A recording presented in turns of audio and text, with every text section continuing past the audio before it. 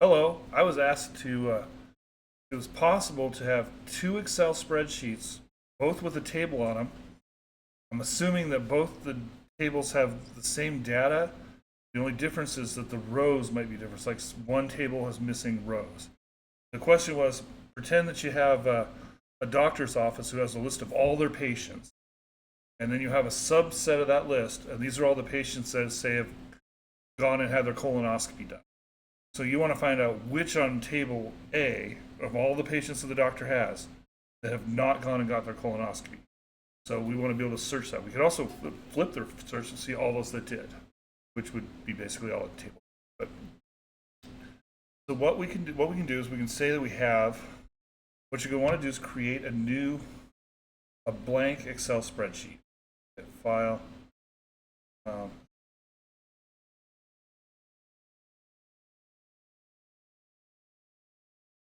Okay, create a blank one. And what I did is I copied in some data that I made up. Just a made up set of patients. So let's assume you downloaded this from something like Power BI or whatever. You copy the entire table like so, and you can hit Control A on a Windows PC. It's Command A, I believe, on a Mac, and Control C. And or you can just go copy. Let's create a new one. So File, New. We'll assume this was outputted from somewhere. So let's just not mess with it. We'll just create a new blank worksheet, okay? And I can just close this out because I've copied it somewhere, so I don't want to save it.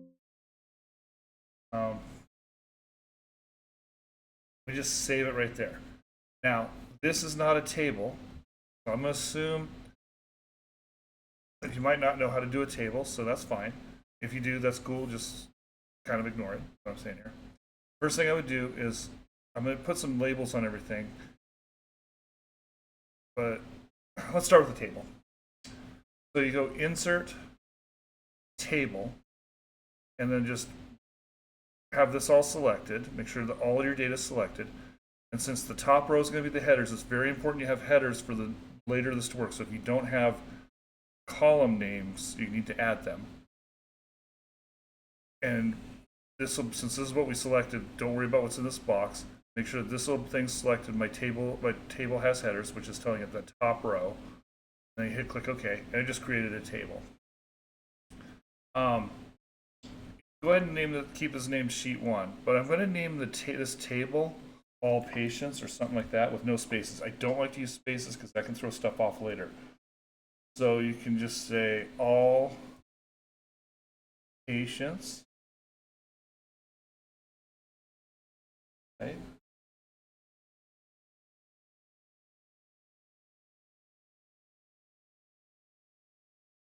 Like so. Now I've named that table All Patients. That will make sense later and it'll be important later. So we want to save this file. Now it's important wherever you save all of these Excel files, I would do them all in the same folder. And you never move them into new folders or anything like that. You keep them in a place that you can't move them. Because the way this Power Query is going to work later, you start moving stuff or changing names, it's going to have problems. And you'll have to redo everything. But if you do this, you should be able to just copy in new data. So I'm going to go ahead and save it. And I'm going to be saving everything on my desktop just so that I don't have to look for it later. And you can just go to Browse, More Options. And I'm going to just call this one Main. This is the main Excel file, right? Put it on my desktop.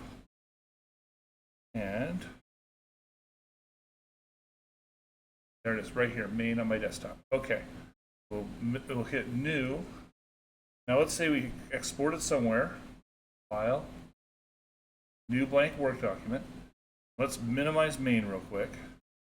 Now let's say we also somewhere, Power BI, wherever you got it, somewhere place, we exported a list of all the people that did get their colonoscopy. So I have another table over here I just created. I can tell you that this table is the same table, but I went through, just so the data is the same. And I deleted, I want to say it's 5 records. So it's the exact same table as before with 5 records missing, which this would simulate 5 people who didn't get their colonoscopy, okay? So we do the same thing. We insert table, make sure the headers are there and all that. So that's selected, we know. Now we have a table, and now in this table something, you can name it whatever you want, just make sure it's something you can remember and it makes sense to what you're doing. So we're just going to say completed, because they completed the colonoscopy. So then we can hit save. We can save this by hitting there. Again, we want to save it in the same, I would save it in the same folder.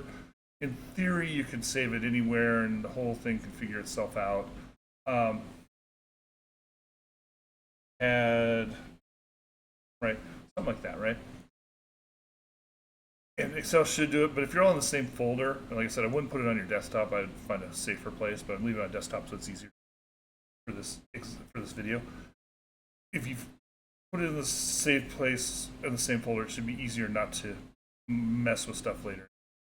All right, so if we look at our two folders, we got main and that, and so let's see, it's Jacob, Olivia, Ethan, Sophia, Mason, where did Liam, Isabella.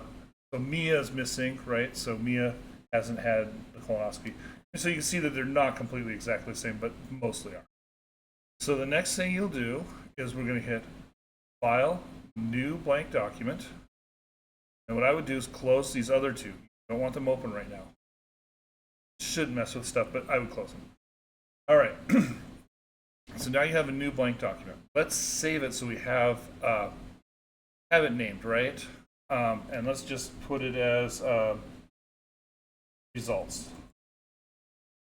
And we'll obviously still do the more options. Not like how that does that, but it's what. Results.xl.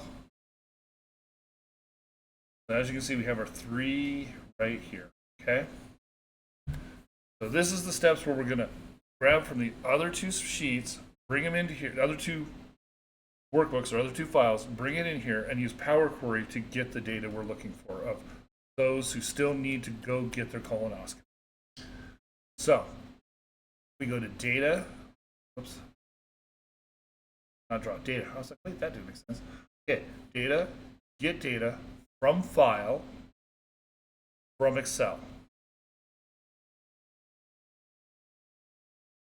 And then, so the first one I would get, I would go to main, since that's all our people, and go to select that file and import it. You might have more, like I got a bunch of other stuff because before I did this, I practiced with some other stuff to make sure I get it right. Don't worry about that. And so it takes a second, it's reading and it's thinking. And then you'll see the sheet itself, and notice how we made the table all patients. This is why I said you want to name your table something that makes sense. Because later when you're trying to find this, if you have multiple table 1s and table 1s and table 2 and table 3s and table 1 court, it'll get really confusing. But as long as you know what you named it, it'll make more sense. Hey, this is all my patients. So I named it all patients. And all you're going to want to do is load data. And notice it named the tab down here is all patients right here. So right, kind of nice. That's kind of helpful. So then, and you can double check that it loaded everything. There's 43 rows, and if I remember when I went to all patients,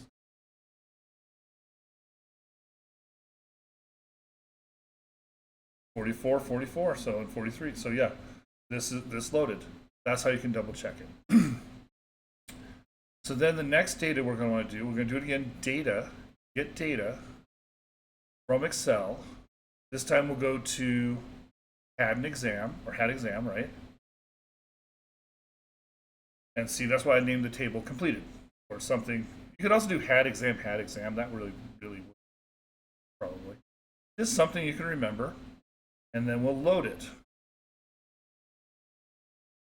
And sometimes this brings up another field, but okay, cool, it didn't.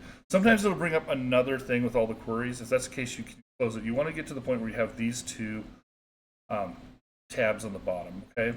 Completed and all patients, or whatever you named your tables, okay? And if you also notice it copied the tables over the same way, okay? But again, this doesn't do much. We just know that these match, and let's double check for had exam just so we can give a quick double check of our data. And we can actually just line it up, see, you can eyeball a few of them, like Wyatt's perfect, Chloe's perfect, let's go Charlotte. Yep, okay, so we're good. That's what I would do to just double check that. So then what I would do is highlight all patients and right click and then go down to merge. Okay. The first table, so when Power Query, your table on top, which is going to get kind of confusing, just imagine that this whole thing is going to turn sideways like this. The table on the top is your left table. The table on the bottom is your right table. Whenever you do later and you have to know left and right, just remember the whole thing just did a 90 degree for some reason. It would have been nice if they would sideways, but why not? So we got this table up here is all patients, and we want to select our other table, which would be completed, right? Now you have all sorts of different joins. I'll give you a quick, when you left outer join, you're going to get all the patients on the table that's on the left that matches everything on the right. When it's right join, it's the vice versa. But the one you're really worried about is left anti-join. This is where you're joining the two tables and you're looking at the ones that don't match. Go to here. Then you're going to need your shift key on your keyboard right there. You're going to push the shift key and you're going to select whatever fields you're going to want to match. So I want to match first and last name between them. Now, if first and last name is all in one field, then you only need to do one column. But whatever it is, obviously the more columns you match across, you could also mix gender and age. That could start getting more fuzzy as some of these rows don't. So you want to find the least number of columns you need to match to get there. And I don't use fuzzy logic. That can be helpful if you've got messier data, but I'm assuming you don't. So just click OK. And there we go. There's 5 records. Like this.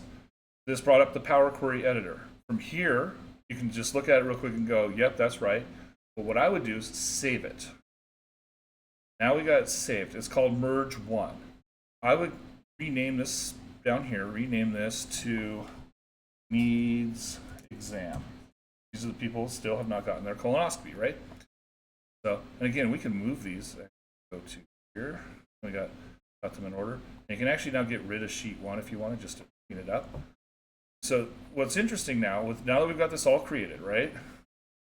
Let's assume 2 weeks from now you get a whole new list of patients that you have a new list of who all your patients are.